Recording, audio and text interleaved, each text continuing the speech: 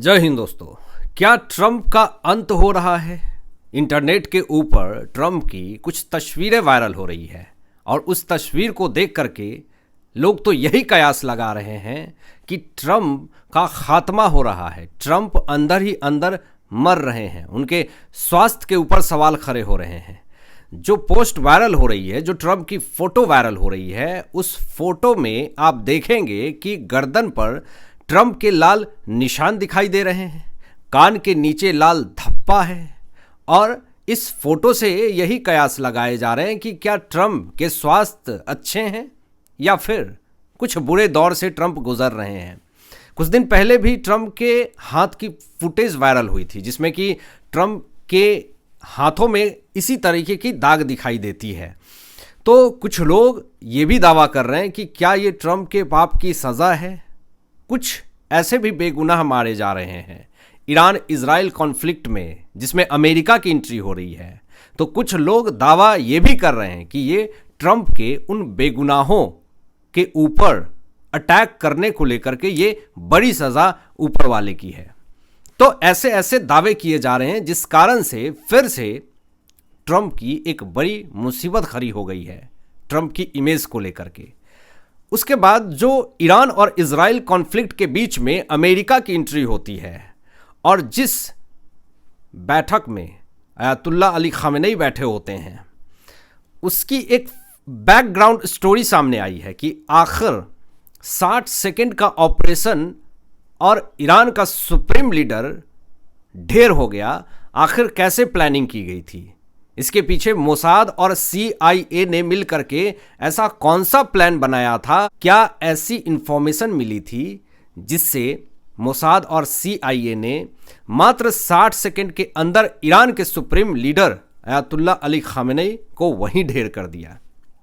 दोस्तों, जब इजराइल और अमेरिका हमले कर रहा था ईरान के अंदर, तो पूरी कोशिश थी कि टारगेट हिट हो जाए।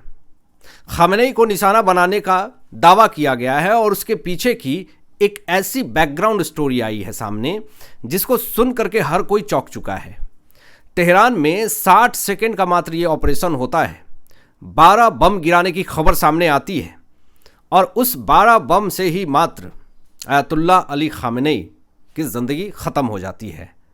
भारत में रह रहे ईरान प्रतिनिधि ने दावा किया था कि ज़िंदगी बच रही थी, अयातुल्ला अली खामेनेई को बचाने की पूरी कोशिश करी गई थी, उनको अस्पताल में ले जाया गया और वहाँ पर उन्हें मृत घोषित कर दिया गया।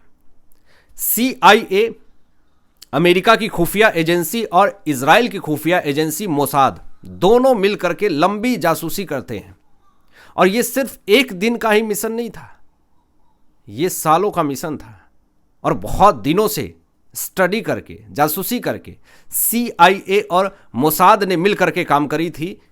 ईरान के अंदर ट्रैफिक कैमरे को हैक किया गया। बताया जाता है कि कम से कम 1000 ट्रैफिक कैमरे को हैक किया गया और उसी से पता लगाने की पूरी कोशिश करी जा रही थी कि अयातुल्ला अली खामेनेई का अभी प्रेजेंट लोकेशन कहाँ है और उसी को ट्रैक करके टारगेट हिट किया गया। पूरी दुनिया में इस खबर के बाद से सनसनी मची हुई है। लोग चौंक चुके हैं कि CIA और मोसाद ने मिल करके एक बहुत ही चौंकाने वाली घटना को अंजाम दिया। अब यहाँ पे कुछ लोग खामेनेई को आतंकवाद भी समझते हैं, कुछ लोग खामेनेई को मसीहा भी समझते हैं, जिसको लेकर के भारत के अंदर, पाकिस्तान के अंदर, कश्मीर के अंदर लोगों ने विरोध प्रदर्शन किया। कुछ लोग मसीहा इसलिए भी नहीं समझते क्योंकि विरोध प्रदर्शन करने वाले को मौत के घाट उतारने का काम अयातुल्ला अली खामेनेई की सरकार में किया गया। कुछ लोगों को गिरफ्तार किया गया, कुछ लोगों को फांसी पे लटकाई गई, कुछ लोगों को अधमरा करके अस्पताल में ही मार दिया गया।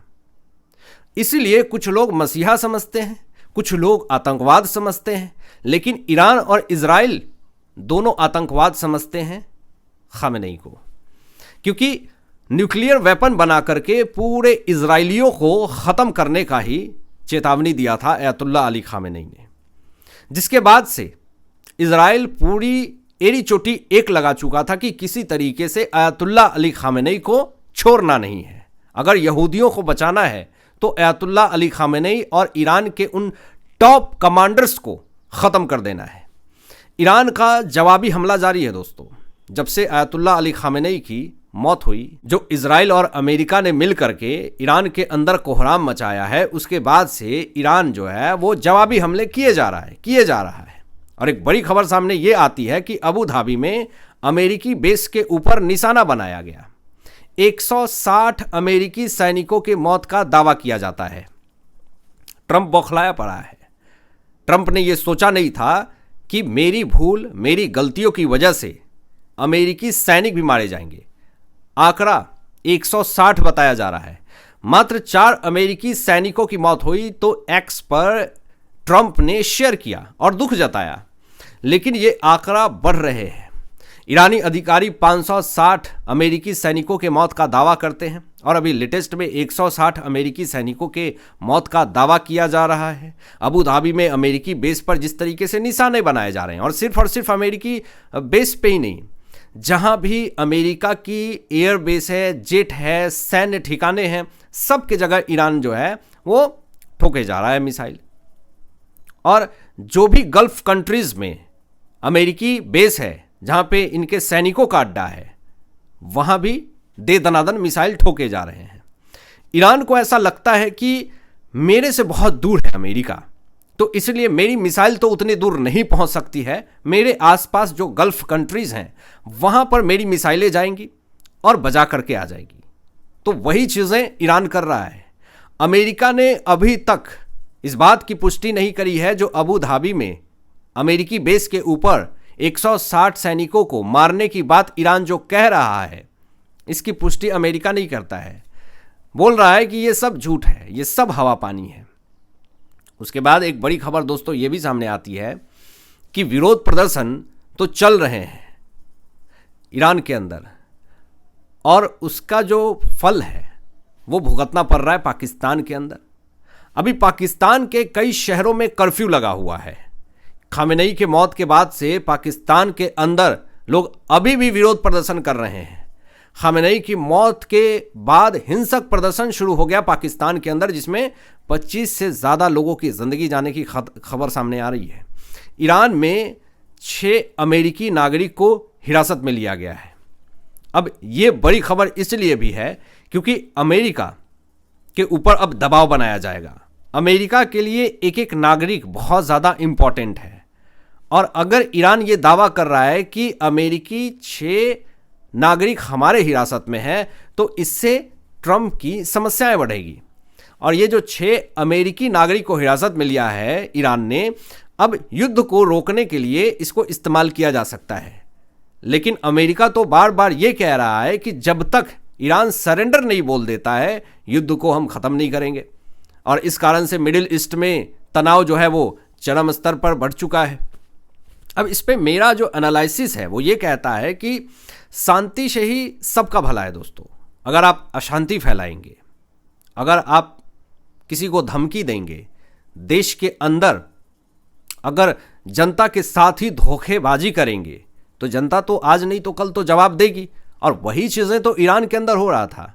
आप न्यूक्लियर देश बनाने के लिए पूरा फाइनेंस आप परमाणु में लगा देते हैं, और ईरान की जो फाइनेंशियल क्राइसिस आती है, जो आपका करेंसी है वो धराम से नीचे गिरता है, जिस कारण से ईरान की जनता त्राही त्राही कर रही है। उससे आपको कोई फर्क नहीं पड़ा। लेकिन जो विरोध प्रदर्शन कर रहे थे उसको भी आप पकड़ पकड़ करके गिरफ्तार कर रहे थे। तो इससे भला हुआ नहीं कुछ, और ईरान के अंदर कोहराम मचा, तनाव बढ़ा, अटैक हुए 2 देशों के तरफ से। अब शांति में ही आपका भला था, जो इस चीज को आपने नहीं समझा, जिस कारण से ईरान की जनता भुगत रही है। जंग से सिर्फ बर्बादी होती है, फाइनेंशियल क्राइसिस आती है, और ये नहीं कि सिर्फ ईरान, अमेरिका, इजराइल, पूरे विश्व पे इसका असर पड़ता है। भारत की स्टॉक मार्केट भी क्रैश हुई। ऐसा नहीं कि ईरान, इजराइल, अमेरिका कॉन्फ्लिक्ट के बीच में भारत की जो इकोनॉमी है या फिर स्टॉक मार्केट है वो बहुत ही हाई पीक पे है, बिल्कुल नहीं। नुकसान भारत को भी होता है। तो जंग से सिर्फ बर्बादी होती है, किसी का भला नहीं होता है। बातचीत कीजिए, बातचीत से मसले का हल निकालिए। लेकिन ईरान बातचीत करने को तैयार नहीं है, ईरान सरेंडर करने को तैयार नहीं है, और आप न्यूक्लियर बना करके धमकियां दे रहे हैं कि पूरे यहूदियों को ख़त्म कर देंगे, और ट्रंप ने खुलासा किया कि 14 दिन के अंदर ऐलान करने वाला था ईरान जो है वो न्यूक्लियर देश बन चुका है। तो इसलिए अगर न्यूक्लियर देश बन जाता तो फिर उसके बाद चाह करके भी कुछ नहीं कर पाते। इसलिए बातचीत से ही सारी समस्याओं का हल होगा। आम जनता का नुकसान सबसे गलत है। यहां पे अगर कोई पिसा रहा है तो वो आम जनता है, जो आम नागरिक ईरान के अंदर है, जो सिविलियंस हैं, जिनकी कोई गलती नहीं है, जो एक साधारण परिवार से आते हैं, जिनकी कोई भी उसमें हस्तक्षेप नहीं है, वो सोए हुए हैं, मिसाइल अटैक होता है, उनकी ज़िंदगी ख़त्म हो जा रही है। सारे ईरानियंस गलत नहीं हैं, लेकिन इसमें आम जनता भी पिस रही है। ईरान, इजराइल और अमेरिका की एंट्री, ये वार जो होता है, सबसे ज़्यादा ईरानियंस जो वहाँ की सिविलियंस हैं उनकी ज़िंदगी जा रही है। इसकी सज़ा कौन भुगतेगा? ईरान की सरकार या फिर और कोई? आप ज़रूर कमेंट करके बताइएगा आप क्या सोचते हैं इन तमाम विषयों पे। अपने विचार व्यक्त करें। मिलते हैं लेटेस्ट ब्रेकिंग एनालिसिस के बाद। तब तक अपना ध्यान रखिएगा, ख्याल रखिएगा। सत्यमेव जयते। जय हिंद।